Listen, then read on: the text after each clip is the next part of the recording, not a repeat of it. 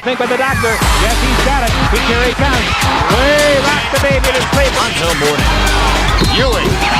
Oh, wow. Oh, he's going to try to get one more shot off the last push. The ball's there.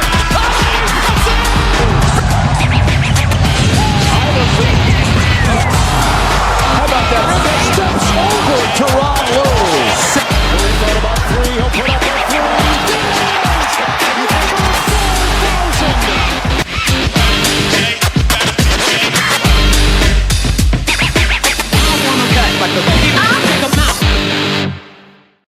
Ladies and gentlemen, boys and girls, children of all ages, Boom Broadcasting presents Three from Deep. I'm your host, Jason Colenso. Welcome to the show. Thank you guys very much for joining me here on Saturday. This is probably going to be one of the most difficult shows I've ever done because, as you all know, as a Knicks fan that I am, the last couple of games have been really hard to swallow, and I'm going to do my very best to not have a major Stephen A. Smith meltdown on the show. So, being that said, thank you very much for joining me on Three from Deep. Thank you for coming on Boom Broadcasting YouTube channel. Please like and subscribe, man. Check us out here. Lots of great content providers, lots of great storytellers on here. So please, you would not be disappointed here to join us on the Boom Broadcasting Network. And I do appreciate you joining me today on Three from Deep. But first thing I really need to do is I want to dedicate this show to somebody. On Friday, we had the final episode on ESPN of Around the Horn. And for those of you who've never seen it before, it's hard to explain. Please check it out. But I mean, a lot of sports fans out there, a lot of ESPN fans out there know the 5 o'clock block on ESPN Monday through Friday. At 5 o'clock, you had Around the Horn, and then at 5:30, you had PTI. I started watching these shows from day one, and been a fan ever since. Those shows are the reason why I'm sitting here today. I never even thought I could do something like what I'm doing now. Never had the guts to do it, but always wanted to do it. And I fell in love with the idea of it because watching those shows and especially watching Mr. Tony Reali. Watching him since 2001 when he was on PTI, essentially stat boy, kind of behind the scenes, and then he would start getting little bits and pieces of being on camera with Tony and Wilbon. So watching him, and then February 2nd, 2004, Tony Reali gets the opportunity to host Around the Horn when Max Kellerman stepped down. And it's funny because the very first show they did was the day after the Patriots won the Super Bowl. It was the Janet Jackson mishap, etc. So kind of very, very memorable moment there. But he's been a part of my life over the past 20 plus years. And I was very fortunate in 2009 when I moved to Northern VA because they record the show or Around the Horn. They used to record it here in DC. I think they still record PTI, but Around the Horn, I believe, moved to New York City when ESPN did that whole transition. But I was lucky enough to get invited to watch a taping of the show of PTI. And when I showed up, Mr. Tony Reali met me at the door. I was with my wife at the time, and he showed us in, walked us around, gave us a tour. He was probably the most kind, fun, respectful, cool dude I think I've ever met. He didn't know me from Adam.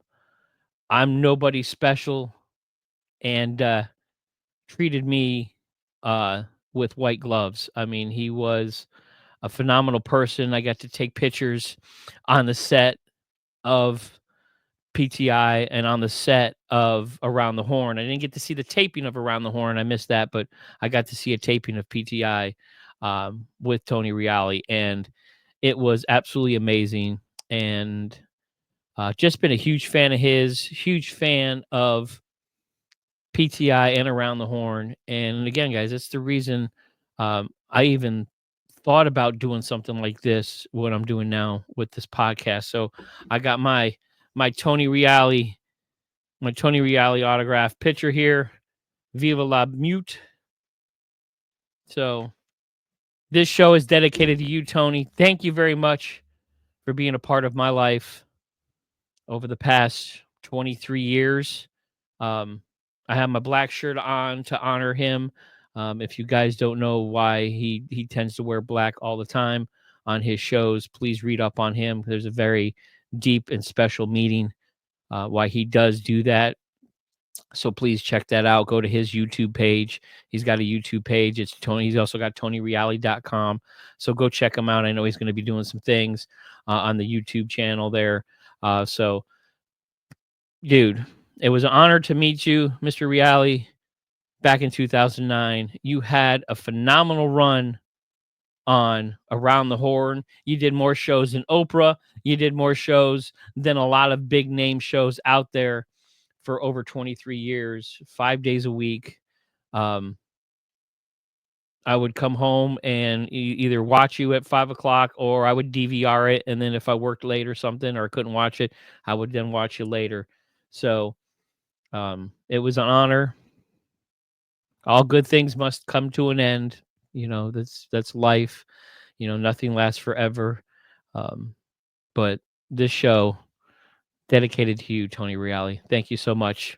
God bless on your next journey, on your next adventure. So, guys, check him out if you haven't already gone on to TonyReali.com. Do so. He's got his YouTube channel, but you also got to subscribe to Boom Broadcasting too. So jump on our YouTube channel too. So thank you guys very much. Let's jump into the show, man. New York Knicks. You know, I promised the president, Michael Davis, that I would be very PG on my shows because I want to invite audiences of all ages, as I say in my introduction, because Jason loves kids. I have a son of my own. I let him watch my show. So I try to be politically correct and I try to curtail the New York Italian that tends to want to come out of me. So I try to watch my language. The New York Knicks, the last 2 games have played like a big flaming bag of poop left on somebody's doorstep. It's bad enough they had the mega choke of all chokes on Wednesday, up by 17, about 6 minutes to go in the game. And the choke, it's amazing that history repeats itself. And if you don't learn from history, you're doomed to repeat it. And here we are. The Knicks choked it away in the final seconds of regulation time and then blew it in overtime. And then here we are this past Friday night with an opportunity for redemption. A lot of times you don't get an opportunity to redeem yourselves. What do the Knicks do? Not a lot of sense of urgency, especially in the second half. First half of the game, played some good defense. I tell you what, man, I want to give big props to Mitchell Robinson, man. He right now is the MVP of that New York squad. I love Jalen Brunson, Captain Clunch. He's going to get his points. Jalen, you're the man. But, man, Mitchell Robinson, even though these last 2 games have been losses, he has given that team everything on the boards, blocks, offensive rebounds, being in the middle of plays. He has shown up more than just about anybody else on that team. Outplaying Karl Anthony Towns, outplaying Josh Hart, outplaying OG. But where is everybody else? Jalen, you're doing what you're doing, but man, Tibbs,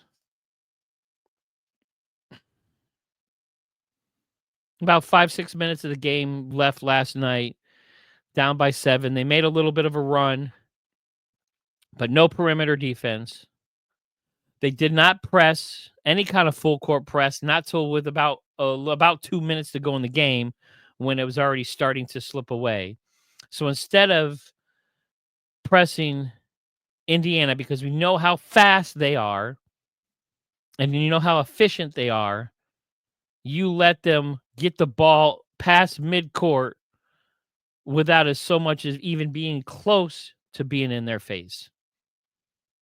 That to me is absolutely insane. Guys, I do a podcast on YouTube and I sit and watch the game from my couch, and I'm smart enough basketball wise to know when you got beat like you did on Wednesday and that feeling is still there, especially in that building, you cannot let it get quiet and you cannot let the doubt seep in.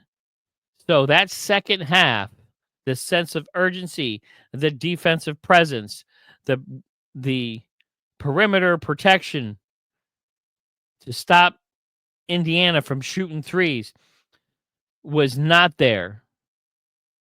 That was the second most disappointing game I've seen in a long time.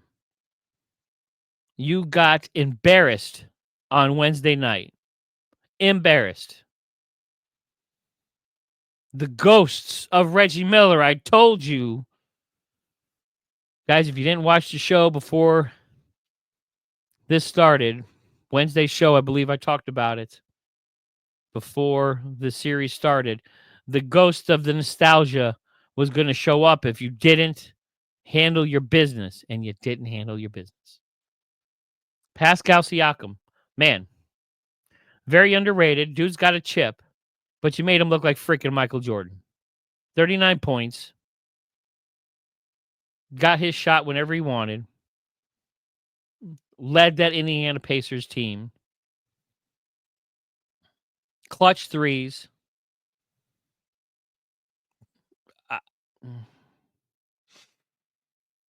I'm breathing. Give me a second. I'm breathing. Because my head wants to explode right now as a New York Knicks fan. So the epic collapse, choke game part 2, comes back and haunts the Knicks. They lose 114-109. And to me, it really wasn't even that close. They got within 3 with a couple, a little less than almost a minute to go in. I think it was like 59 seconds, something like that. But excuse me, you can see on their faces that they were going to lose that game. You can feel it in the building. And that's what I was afraid of. You needed to make a statement in this game that game 1 wasn't going to haunt you. And you did not do that. Brunson, good game, 36. Karl-Anthony Towns. But where was Karl-Anthony Towns? Why was he sitting on the bench with 5 minutes to go in the game that they didn't put him in? What is Tibbs doing? I don't. The substitutions, the play calling, the defensive strategy, everything the New York Knicks have done in this series, these first 2 games so far, has been bad and wrong. You look great for 4 3/4 quarters. I can't even say it. 3 3/4 the first game. And then in the last 5 minutes, you shit the bed. Did the same thing again in this game. Kept it close. You played good defense. The urgency was there in the first half. Second half, you started slipping, and then you let it slip away with bad the chucking up the threes.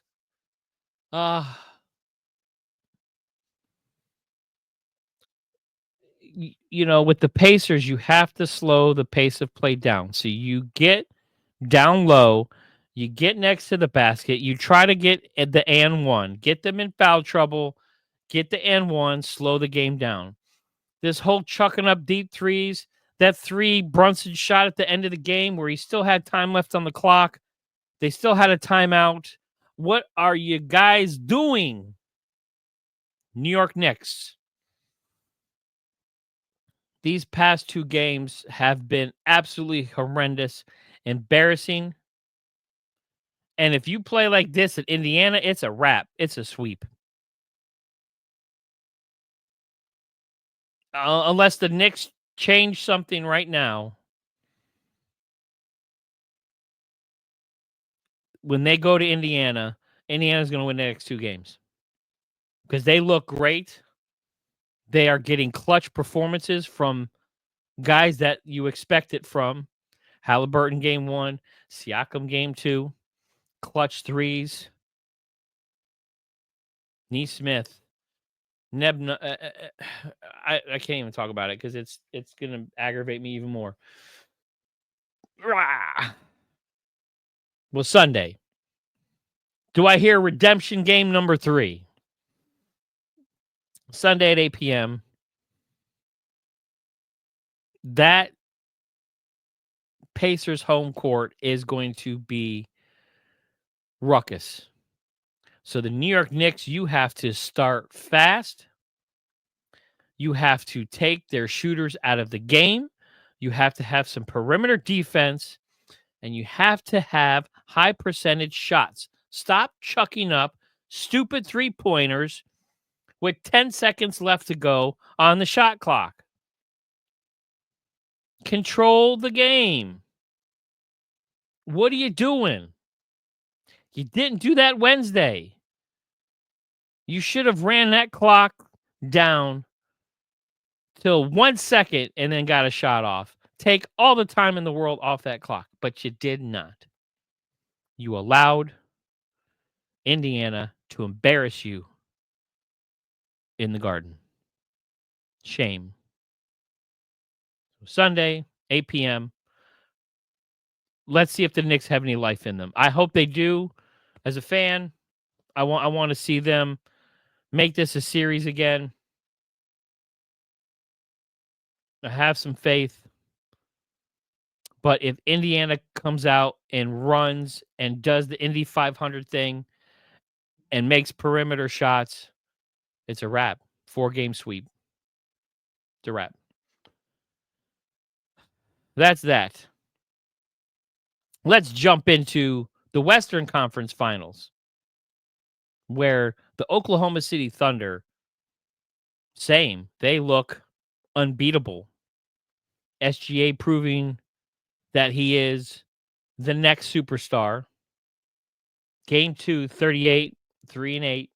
Jalen Williams, 26 points, showing up.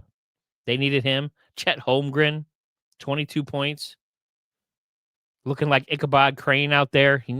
Get that guy a cheeseburger or something, man. Good Lord. Back in the day, if he played against Ewing and Olajuwon,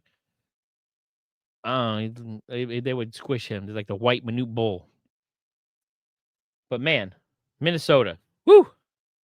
OKC wins 118-103. Anthony Edwards, you had 32 points, 32, 9, and 6. I mean, not a bad game. Randall. Old school New York Knicks Randall showed up, 6 points. But man, Ant-Man, you shrank in this Western Conference Finals right now. The last 2 games, you have been unimpressive. He's supposed to be the next guy. There's all this hype around him. You guys with these stupid comparisons. That last year he was this year, now it's going to be his time. Now he's going to be the next. These last 2 games have been extremely unimpressive. That Timberwolves team, they do not look good at all. Now, granted, they are playing against a team that had 17 more victories, 68 wins, more than anybody else. The number one team in the league. They had the MVP, which we'll talk about here in a little bit. But Anthony Edwards, you're not ready for primetime, brother. What are you doing? I mean, he had a quiet 32. Where's the rest of your squad? They don't look as bad as the Knicks, which is pretty sad, but the Timberwolves look pretty bad right now. And SGA is looking like the next big superstar. He's the next guy. I think if he can get past these Timberwolves, get to the NBA Finals, and that team looks like they could win the finals. I think they're probably the strongest team left in these playoffs right now. The way they're playing, as efficient as they're playing, I don't see the Timberwolves winning a game in this series. I think this is a sweep. Wolves did everything they could. They had a great run, but they just don't look good at all against that Oklahoma City Thunder game. So, game 3 tonight will tell the tale. Back in Minnesota, who shows up? Does Ant-Man grow up a little bit? He get a little full size? Maybe he needs one of those blackout games. Because I ain't seen it yet. He looks like the Ant-Man. And you have shrunk in this Western Conference Finals so far. Not the next dude. Guys, stop. Stop handing out trophies before guys earn them. That happens a lot. There's some networks that love to do that crap. They love to hand things out before guys even make it. Prove yourself first. Because nowadays, until you prove yourself, man, you haven't won nothing. And that's the same thing with SGA. Until you win, I mean, you got an MVP, that's great. But until you win the chip, there are always going to be question marks. There's great players out there. Joker, Giannis, Jason Tatum. They got chips. It's time to earn yours. So we'll see what happens. Games tonight. Game 3. Wolves better show up, or this is going to be another wrap series. I was hoping for both of these Eastern and Western Conference series is to be entertaining and hard fought, but right now they're both looking one-sided, and it's driving me nuts. All right. I'm still trying to take a deep breath here, guys, because the sting hurts right now as a New York Knicks fan. I promised myself, again, I would not lose my cool. So I'm being cool, and I appreciate you guys hanging with me here. So we got those games out of the way. Let's jump in a few other things here. NBA in its awards season, because, you know, the NBA loves to hand out awards for everything. They got participation trophies. They got blue ribbons. They got best in show. They got all these great awards that they hand out. But NBA, first team All-NBA was announced. Of course, you have SGA, Shai Gilgeous-Alexander, Nikola Jokic, Giannis Antetokounmpo, Jason Tatum, and Donovan Mitchell. SGA, this is third time being first team All-NBA. Joker 5 times. The Greek Freak, this is his 7th time. Guys, I know he's playing on a bad team, but Giannis, if you get to a good team next year, watch out. Because he is still one of the best players in the world, guys. Don't sleep on Giannis Antetokounmpo next year. If he gets to a contender, oof. Jason Tatum, his 4th time being first team All NBA. Again, underrated superstar. Man, that sucks. He's not going to be around next year. I hope he gets better. And in that next season, can come back. And then Donovan Mitchell, congratulations. Your first time chosen as first team All NBA. So congrats, Donovan Mitchell. That's 60 plus wins, Cavs team. Then you also had your second team All NBA, Evan Mobley, Steph Curry, Anthony Edwards, LeBron James for his 475th time, and Jalen Brunson. Congratulations, Captain Clutch, second team All NBA. Great job, man. So that's awesome. And then, of course, we had our MVP announcement. I did do a little reel earlier on that, announcing SGA. But I still don't think he is the MVP of the league this year. Does he deserve it? Sure. Best team in the league, number one in scoring, 17 wins, better than anybody else in the West. And the West is a gauntlet. We all can agree that the West is the hardest to get through compared to the East. The competition's a little bit deeper, some deeper teams. The bunch between 2 and 12 was like minimal games. It was crazy. But guys, Nikola Jokic was the MVP of the league this year. And unfortunately, he got bit by the we can't give it to the same guy every year bug. I don't know if that's like the Michael Jordan rules or the LeBron James rules, or whatever you want to call it, because, there was a stretch there you could have gave LeBron James how many MVPs in a row, but they don't want to do that. They want to make sure they have someone new, because you can't give it to the same guy over and over again, which I do not agree with. The best player is the best player, and that's it. Nikola Jokic averaged a triple-double this year. 29.6 points. Not like 19 points. Almost 30 points a game. 12.7 rebounds a game. 10.2 assists a game. Nikola Jokic, big man. Not a point guard. Not Russell Westbrook or Oscar Robinson. Dragged a injured, lackluster Denver Nuggets team to Game 7 versus the Oklahoma City Thunder. Had the first ever 30, 20, and 20 game this year.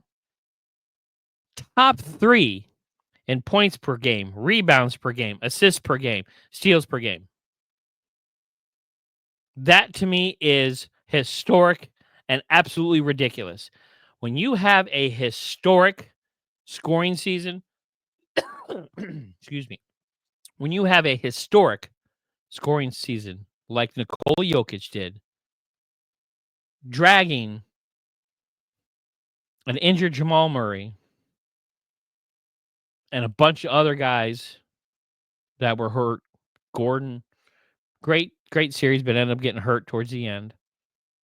Still put on a performance. You dragged that team to Game 7 against the number one team in the West. Just ran out of gas because he can only do so much. But Nikola Jokic is the best basketball player in the world, period.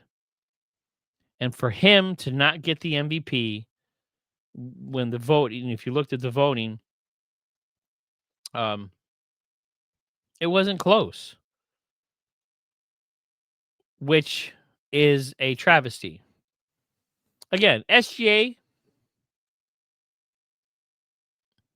scoring title, number one team in the league, 68 wins. He is phenomenal. He is the next superstar. I think he's the guy now that LeBron's pretty much almost done. Steph Curry's working on his way out. You still have Giannis. You still have Joker. You still have Luka. But right now, SGA is scooting up on in there. So I get it why he got the award, but don't give somebody an award because you don't want the other guy to win it again, because you can't give it to the same person over and over again.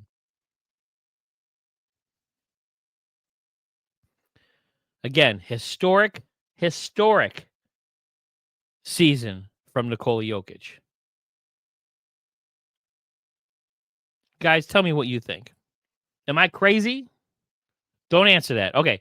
Tell me if I am right or wrong about SGA Nikola Jokic. Who was your MVP this year? I would like to know. Let me know. And guys, we're going to jump in. Last thing we're going to talk about again. We're getting closer. Excuse me. We're getting closer to the NBA draft. Again, we all know Cooper Flagg's going number 1, but who else is in this draft? There's a lot of great players coming into the NBA next year. So the closer we get, once we get upon the NBA draft, 3 from Deep is going to probably do some collabos. We're going to do some stuff here to kind of bring those college players into the NBA, and we're going to do some discussions. We're going to break some things down, and we're going to deeper dive into it. But I'm just kind of throwing some more names out there. I'm giving you 5 a week, or excuse me, 5 a show. We did 30 through 25 last show, 24 through 20 right now. So right now, 24th ranked is Nick Clifford from Colorado State. 6'6" small forward. Good defender. Solid role player. Going to need to work on his three-point shot, but he's looking like a really, really good prospect right now for the NBA. So that's number 24. Number 23, Jace Richardson, shooting guard from Michigan State. Had a great freshman season. Stock jumped up into first round. He's a little short, but he's got a big ceiling. Extremely efficient, and he's a very talented ball handler. So Jace Richardson, number 23 out of Michigan State. Number 22, Hugo Gonzalez, shooting guard from Spain. Again, the game is global, guys. You can't just look at the college ranks. You got to look international. So Hugo Gonzalez from Spain moves well with the ball. Very talented. He's one of the top 15 international prospects. So again, you got a lot of international guys coming into the game right now. Again, look at this game and how it's dominated by international players. SGA from Canada. Nikola Jokic, Luka Doncic, Giannis Antetokounmpo. It is a global game now. It is not just the USA. The world is involved, and the world plays basketball, and I love it for it because we've had some phenomenal talent throughout the years that were not American born. I mean, it's fantastic that the game has grown this much. So, number 21, Rasheer Fleming from St. Joseph's, power forward. Big athletic guy. Should be a solid player in the NBA. And then number 20, Liam McNeely, small forward from UConn. So those are your 20 through 25 prospects. Again, as we get closer, and then we'll get, excuse me, guys, we'll get a little deeper into the top 10. And then again, once we get closer, once the finals are over and we get closer to the NBA draft, we'll kind of deep dive. Because again, once we get into the offseason, 3 from Deep is not going away. I may go down to maybe 1 show a week. We won't do 3 shows, but I will still be around. I'm going to be giving you all the off-season hype news, all the other stuff going on. I'm still going to check in from time to time. And guys, check out my socials. Jump on YouTube, the Boom Broadcasting Network. You can check me out and, let me know what you're thinking, man. I want to know what you're thinking. Please drop me some comments. Thank you guys very much for joining me tonight. Again, this was very, very difficult. Knicks, New York, what are you doing? Game 3, Sunday. We'll see how. We'll see if I'm in a better mood on Monday. So, thank you guys very much. Again, in honor of my man, Tony Reali. Viva la mute. Shooting it for you, baby. Thank you guys very much for joining me. I'm Jason Colenso. This is 3 from Deep. I will see you again on Monday at 12. Peace.